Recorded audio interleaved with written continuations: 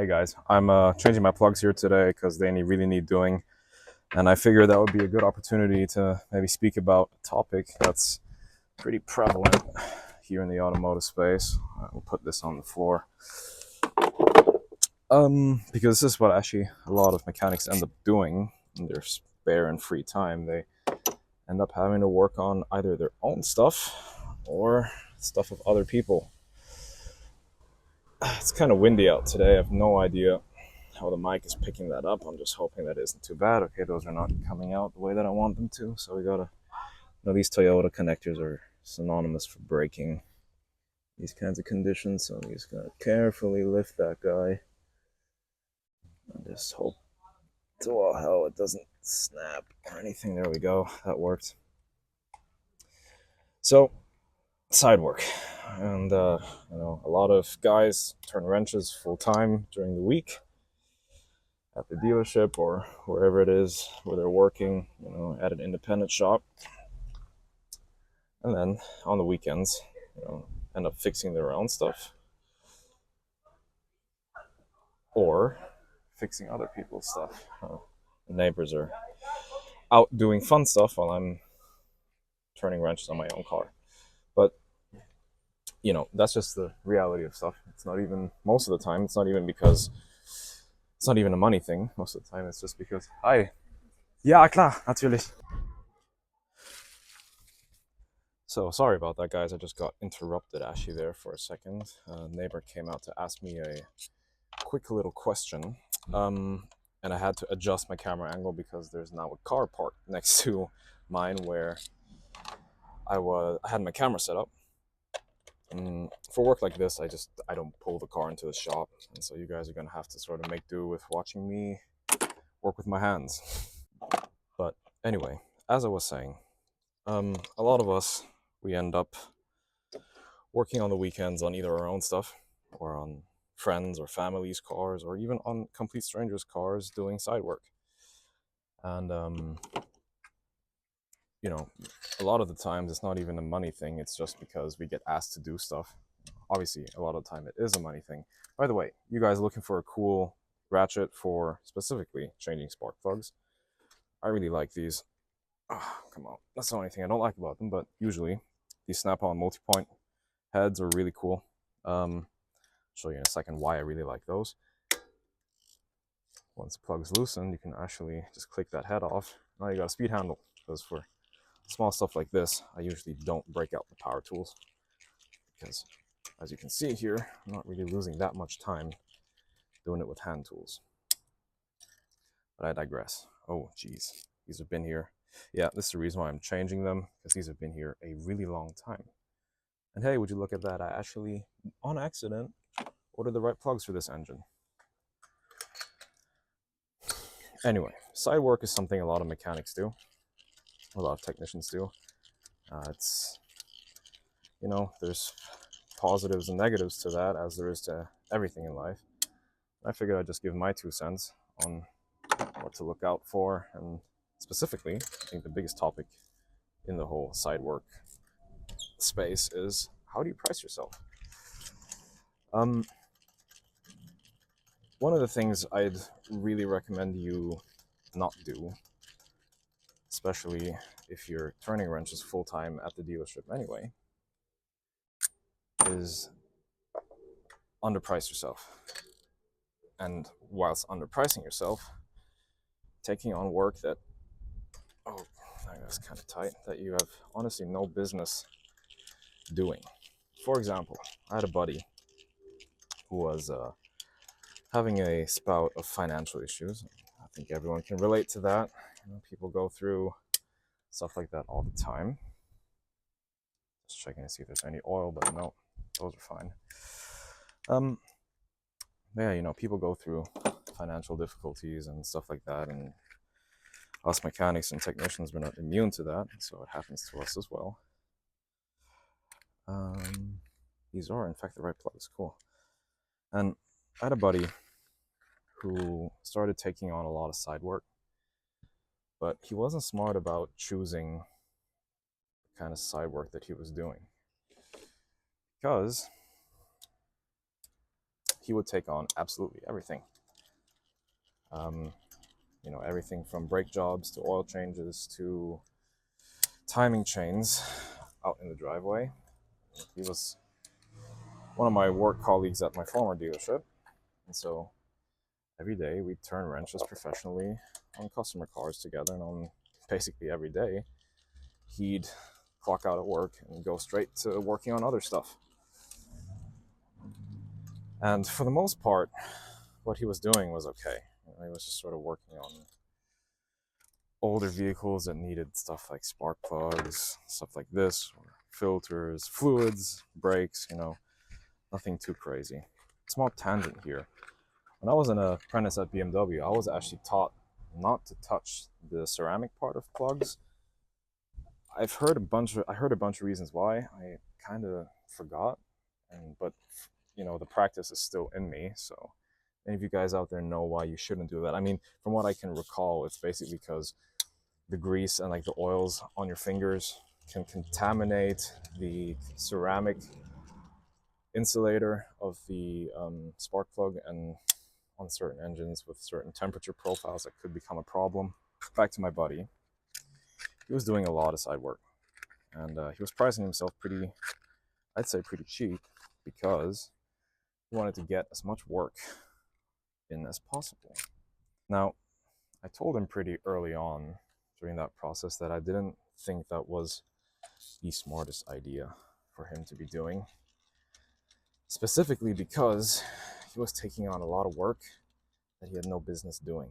He had, you know, taken on a project on some kind of Korean car. I think it was like a Sanyong, and you know, that car was leaking coolant, and it was a mess, honestly. And he had asked me a couple times if I could come out to help him, but I was honestly not interested in, well, first of all, taking out sort of some of his pay, because, you know, obviously his customer was going to pay a specific amount, and I didn't want his pay to be any less because of that. I kind of told him, you know, like, dude, I'm not interested in that project of yours. I wish you the best of luck, but it's just not for me. But it was just stuff like that. You know, he ended up on that particular car having to pull the radiator out and replace that, which is, you know, if you have your own shop or you have a garage at home, like, I suppose that's like an okay sort of job. I mean, he ended up having to take off the whole like front of the car. Man, I kind of told him, like, dude, that's too much. Like, you know, I've done side work in the past as well, but it was mostly like the side work that I did was like, I really stuck to fluids. Well, yeah, fluids, filters, and brakes. And the one occasion that I did a timing belt on the side, it was because it was one of my best friend's fiance's at the time. She's now his wife. Car. Well, yep, just like every other technician out there, seemingly I have an extreme case of the draw piece. As you can see there, that wasn't even like a difficult or something like a tight space. I draw bolts all the time. As a long story short, when I was doing side work, by the way, in the off chance that anyone from the German Internal Revenue Service is watching this, for all the side work that I ever maybe might have done, never received any compensation, just so that we're tax legal here. Let me go start this thing real quick just to make sure that it runs okay. Okay, so back to story time. Yeah, so like I said, side work is a big topic for a lot of us mechanics, but it can also kind of be something that, by the way, this air filter design is stupid. Like, I guess it's easy, but it's just in such an inconvenient location. Well, first of all, it's usually not exactly legal, because a lot of people, and obviously, don't declare those cash earnings,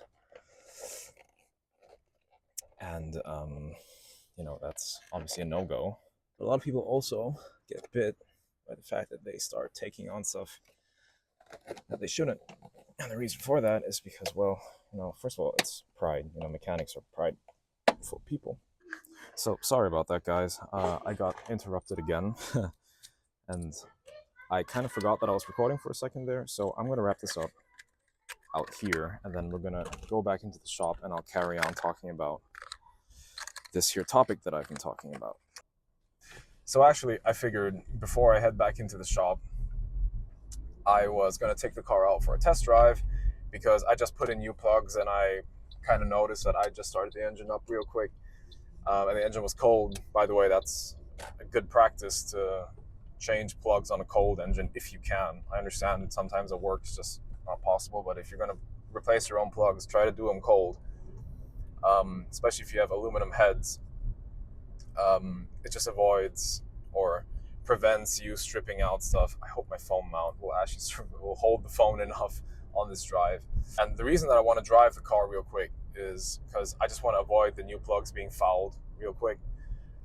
Because I just started up the engine, it was cold, let it run for like 10 seconds, and then I shut it off again. So I want to kind of just heat cycle these new plugs and make sure that they get exposed to proper combustion.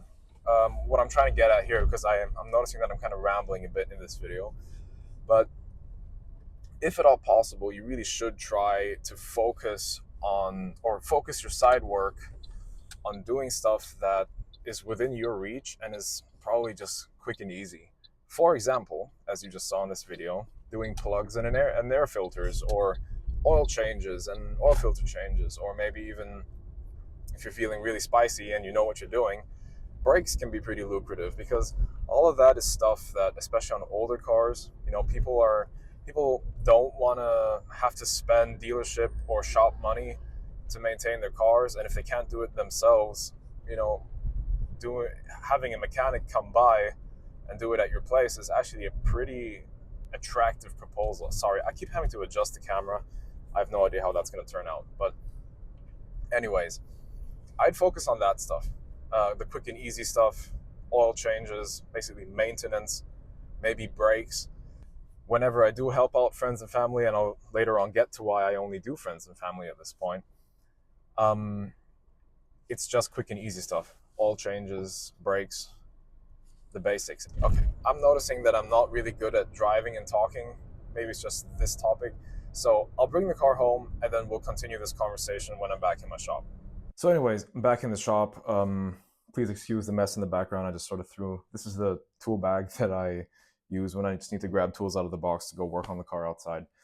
But I guess to wrap this up, my pointers would be careful what work you actually take on, because you can sometimes get yourself in a bind. Try to focus on keeping it quick and dirty, doing stuff that's really basic. And also really focus on not underpricing yourself. I know that it can be tempting to try and give people a really low quote on certain types of work, just so that you get the volume of work in. I've seen it a lot of times where side work begins to affect your performance at your actual job, and that's a bad place to be in. I would really try to focus on just doing quick and easy stuff for a fair price. Now, should you be charging, your shop rate or half your shop rate? No, because if I think about my current shop rate, my shop has an hourly labor rate of 250 euros. No, 250 an hour is too much for side work. Is 125 okay? Which would be, half of your shop rate. I don't know. Certainly from what I've heard and from my experience doing side work, no one would have paid 125 an hour, because they'd be like, well, I can just go to like the independent shop down the road and they'll do it for me for like 110. Don't start pricing yourself at like 40 or 50 an hour. I don't know. I think maybe something anywhere between like 80 to 100. Don't sell yourself short, because I've seen it happen where people take on too much side work, and because they're really cheap, they get a lot of work, but it starts really affecting their ability to perform at work. Now, I stated that I was going to get into why I don't do work for strangers anymore, and I only focus on friends and family. The reason I only do work for friends and family at this point is because I notice that people think that you should work for free. People will, call you and say, hey, I heard you're a mechanic, I'm so-and-so's friend, and you don't really know them, so they're a stranger to you. And then they hit you with yeah, my car has a check engine light, or it's doing this or that, or whatever. And so you're like, hey, sure, I'll come out and look at it. And then you drive out there. You know, you spend your fuel to go out to that person, and you then use either your expertise or a scan tool. And I don't know, I mean, I have a pretty basic scan tool here at home, but that costs money too. And you know, you start diagnosing stuff or looking at stuff and saying, okay, this car needs this and this much work and blah blah blah. And then they're like, oh, okay, thank you. And I'm just kind of like, so what about the fuel costs I had to come here? And you know, it's difficult. To wrap this up, guys, yeah, if you're gonna do side work, that's entirely up to you. I get it, and you know, it can be really smooth sailing. It can be a good income source. Can be also a nice way to keep sort of the passion alive for cars, because you're not just working on the stuff that you do at work. But just be careful out there. You know, it's always different wrenching on the side than wrenching at work, because at work you have the entire shop to your disposal, and when you're out on in a driveway somewhere, you know, things get limited pretty quick. You can get creative, yes, but you guys get what I'm trying to say. Anyways, thanks for watching. If you enjoyed this video, I'm sorry, this was kind of my first try at sort of doing it this style. We'll see how things go. But yeah, if you enjoyed the video, please leave a like. Please do consider subscribing. And if you want to see snippets out of my day-to-day sort of day job wrenching, go check out my Instagram. I'll leave a link in the description. Yeah.